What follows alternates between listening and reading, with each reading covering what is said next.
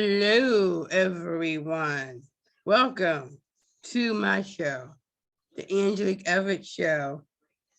I am your beautiful, I'm your beautiful host, Angelique, the diva Everett. This is my offbeat cinema episode of my show and YouTube channel. EspoCinema, which I hope I'm saying that right. Yep, Independent filmmaking with heart. Did I say that right? yes, you did. Okay, I'm just making sure I said that right. Narrative and documentary films in Rochester, New York. I am drilled and got the opportunity to personally sit and chat with my special guest, Adrian Esposito. I hope I said that right. Yes, you did. Oh, that's okay. Thank you. He is an advocate for people with disabilities.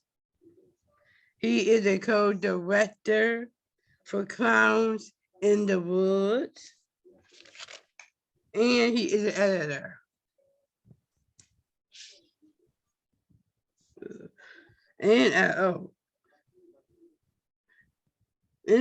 filmmaker and community health worker with People Inc. Hello, Adrian, and welcome to my show. Hello, Engelic. It's nice to meet you and be part of your show. Thank you. So, tell me about yourself. Well, I was born December the 10th, 1988 in Rochester, New York. And the reason how I got my disability, autism, I was told by my mom, was because when I was born, the umbilical cord was wrapped around my throat, causing lack of oxygen to my brain. And as years went by, I had a real interest in films and movies.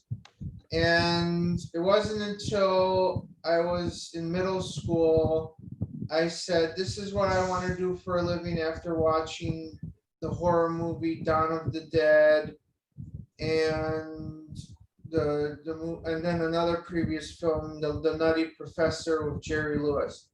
And so I would go to the library, get books on special effects and how to make movies before the internet really took off. And years later, I went to EMCC BOCES television and broadcasting. Television and radio broadcasting. And in 2008, after I graduated from that program and learned the trade, I made my first documentary called Aging Trees of Knowledge, which was about my grandma and other people who lived through World War II in Europe and Asia. And it was, that was my first film. And ever since then, I've been doing documentaries. But I was involved in another narrative film, but I didn't direct that one. I was the guy who came up with the whole story and the script. I edited the film, had a small part in it, and I edited the film, but I didn't direct it. That was called Bury My Heart with Tonawanda.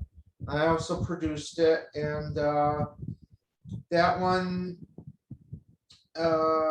is about a boy born with Down syndrome in the late 1800s who gets adopted by the Tonawanda Seneca Native Americans. That was the first narrative film I was involved with, but not as the director.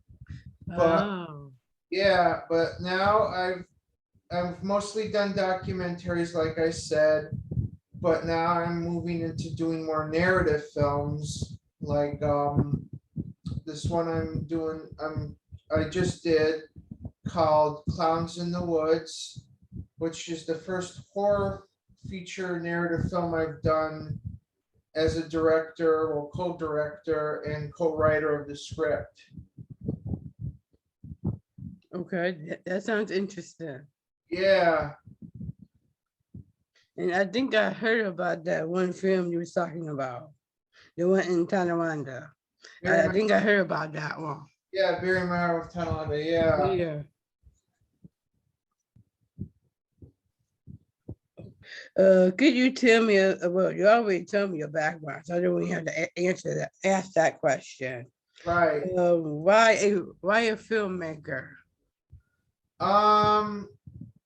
I guess I want, the reason I want to be a filmmaker is because I like being a storyteller and getting my messages out there. And I also see filmmaking as being an artist, an art form, not just as a money profit, making money and profiting off of it, you know, as a businessman or business. I see it more as being a storyteller, artist, and storyteller, and you know, so that's the reason I'm a filmmaker. Oh, that's very interesting. Okay, that's good to know. Thank you. You're welcome. And now I was, where am I at? Oh, and how many films have you directed than just this one? I've directed about, with including Clowns in the Woods, I've directed about 20 films since, Oh, yeah, since 2008. that's a lot of films. Actually, I take that back. That's 11 films. Sorry. Oh, that's all right. I did 11. I was thinking of the other question, but I did 11 films. Yeah. And where are you located?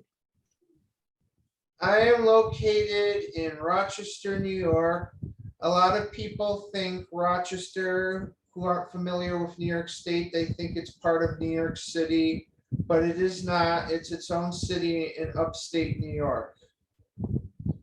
Oh, I've actually been to Rochester a couple of times. So Oh, cool. yeah, it's a nice city. Yeah, have you been to Seabreeze, or where have you been to in Rochester? Oh my God. It actually been a while, but I've been up there with my business because I used to run a fashion business, and I was up there. We were actually delivering T-shirts, Oh, me and my cool. partner. So That's awesome. thank you. And yeah, that was it. That's the reason why I went up there, was because of that. So, but I would love to go up there again though, because that's a nice city. Yeah, it is very nice, but it can be boring and kind of dull, and like Buffalo, you know. Oh, yeah, yeah, you're right. Oh, have you been taking classes to be a filmmaker? Yeah, I first started out taking classes for my filmmaking at Animatus Studio, which is an animation studio in Rochester, New York, in downtown Rochester. And I also took classes for filmmaking at EMCC, BOCES Radio and Television Broadcasting. And I'm still actually a student of Animatus Studio. One of the teachers works with me from there on my filmmaking as an editing consultant and helper. Oh, okay. That's good to know. Now, this part, 'cause I was on your website and I saw that you got awards for you being in filmmaking. So how many awards have you received as a filmmaker? I have received 20 awards for my films. That was the part I got mixed up because with the 11, 20, you know. So yeah, I made 11 films. including Clowns in the Woods. But yeah, I have gotten 20 awards for my films. That's a lot of awards. Yeah. I was on your website. I was reading, trying to come up with questions and stuff, and it popped up and it said that you got awards for being a filmmaker. So I'm like, that'd be a good question to ask. Yeah. And why a horror film? Um, that's a good question. I guess the reason I chose horror films like Clowns in the Woods to make is because they're very profitable, but also that's where I wanted to excel as a storyteller, filmmaker, and artist. And I wanted to, do something that was creative as a horror filmmaker and storyteller. But I guess another reason I chose horror is because it's very popular genre.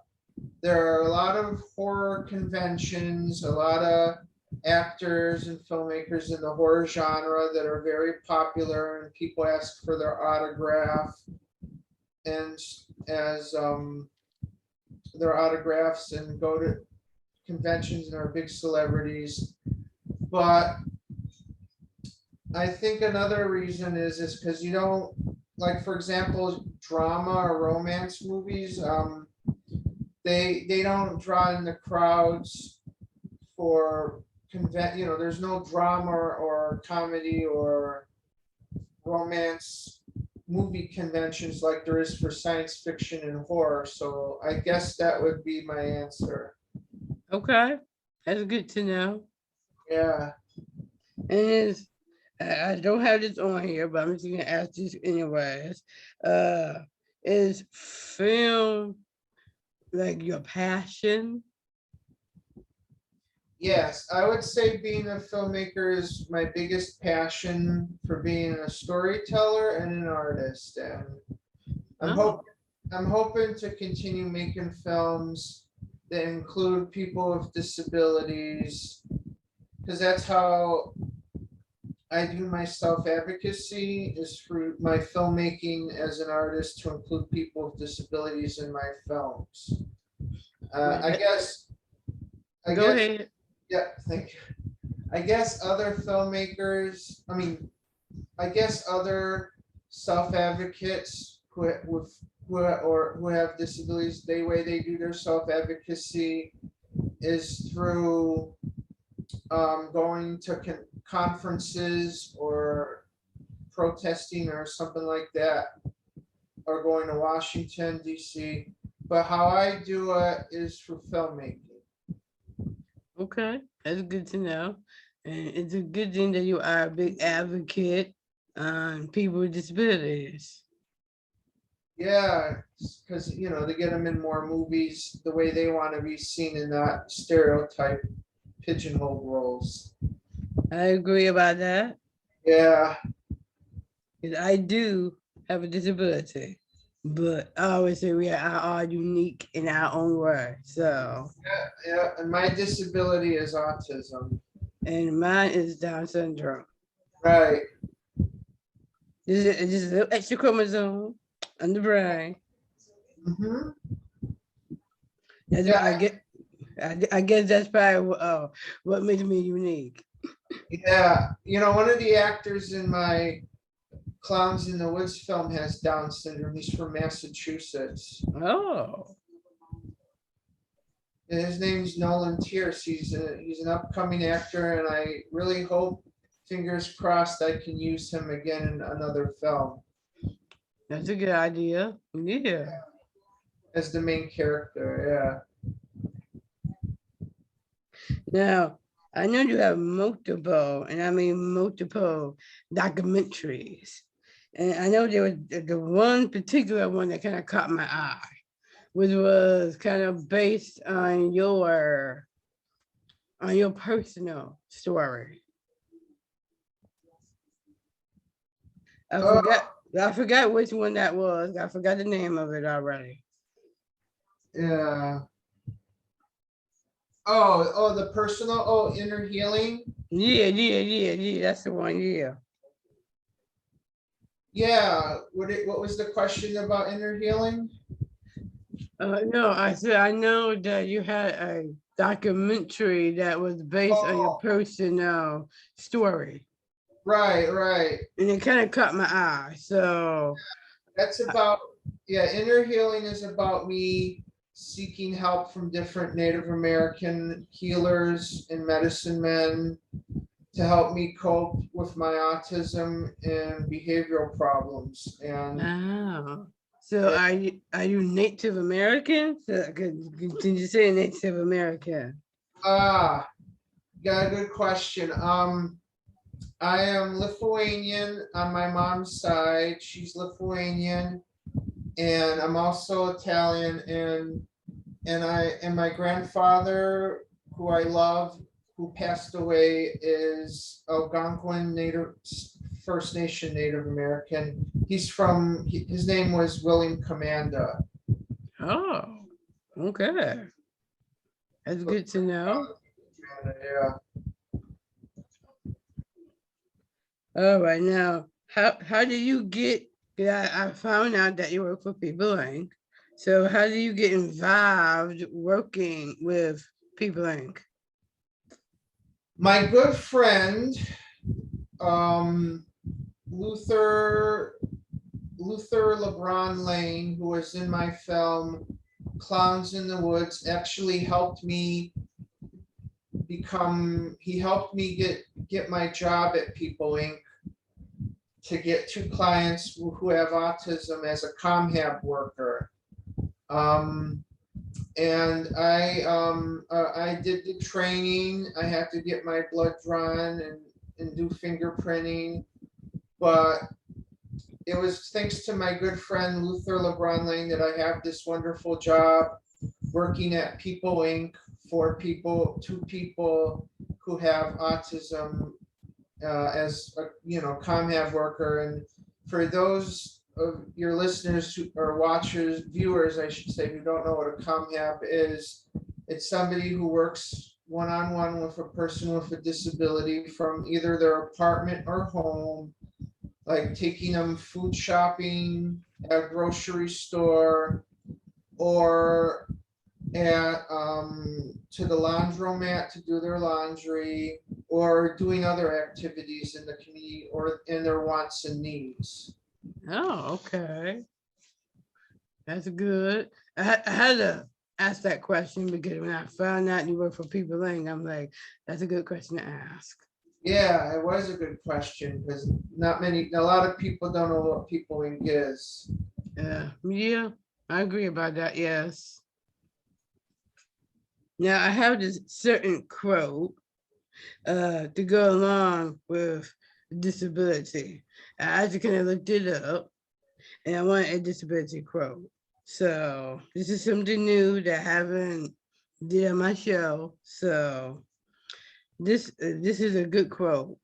Disability is a matter of perception. What was How do you like that quote?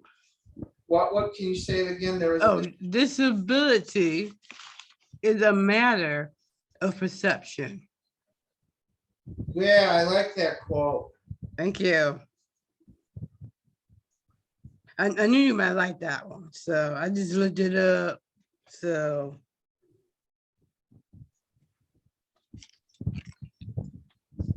all right, well, now I'm going to wrap it up now. I am your host, Engelic, and this has been another episode of the Angelique Everett Show. I want to say thanks to my special guest. Thanks, Adrian. Thank you. I hope to talk to you and be in touch with you again. You know it. I want to, oh, okay, I said thanks, Adrian, for coming out of your busy schedule for me to interview you. Do not forget to use the Angelique Everett Show to like me on Facebook. Follow me on Instagram at the_. Angelique_show. Or go to my website, angeliqueshow.com. I'm Angelique, and I'm rocking it.